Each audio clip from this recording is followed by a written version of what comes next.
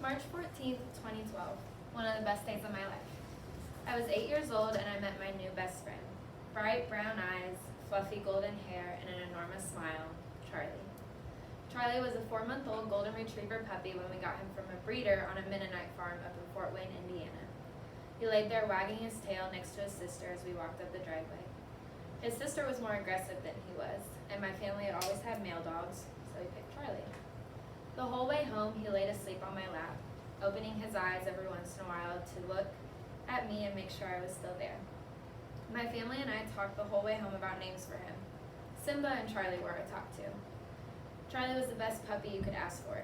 He listened, did not growl or bite, and loved affection. When he was around a year old, me and him started puppy training. We spent months training him how to listen, stay, and fetch.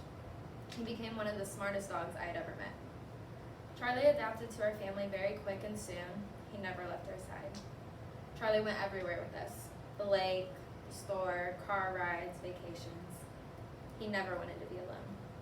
What stood out about him, besides his adorable smile, was his ability to care for my family. He always wanted to be everywhere we were, so much that he developed separation anxiety from us. When we were gone, he wouldn't eat and would barely move.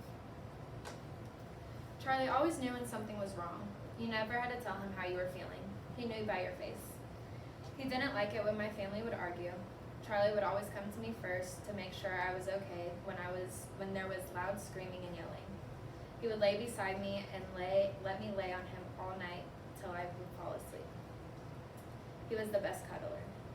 As I got older, I developed an eating disorder, depression, and really bad anxiety. My cure was Charlie. That dog kept me alive many nights and never left my side. He could always sense when I was not okay. Charlie was more than a dog or a pet. He was family. We treated him like a person, not a pet. In my eyes, Charlie was still always my puppy, no matter how old he was getting.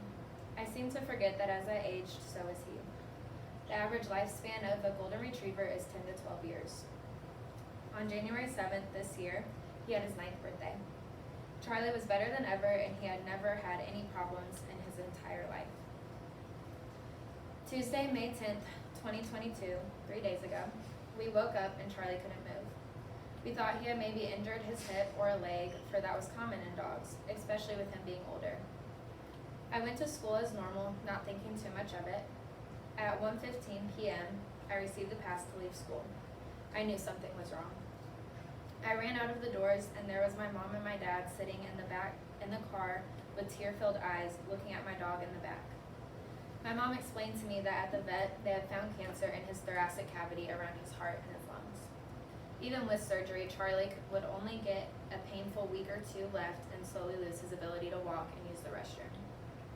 We could not stand to see him in pain, and we knew that that would be his last day. So we took him out and got him all of his favorite things: a hamburger, chicken nuggets, french fries, and vanilla ice cream. He loved it. That was the last time I would get to take my dog out for ice cream, which was our favorite thing to do. We let him lay there in the park for a while with the cool breeze blowing in his hair, and then we took him back to the vet. They got him all set up and then brought us back there to him. Charlie laid in my arms as the vet gave him the injections. I slowly felt his weight fall on me, his heart slowly come to a halt, and he looked me in my eyes for the last time. I held him and cried for a long time after this. I could not seem to let him go.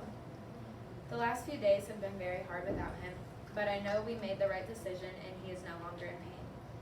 I decided to give this speech on Charlie because he has been more influential to me than most people in my life. He was caring, sweet, never mean, and never selfish. I will miss and love him forever. If it wasn't for Charlie, I might not have been alive today.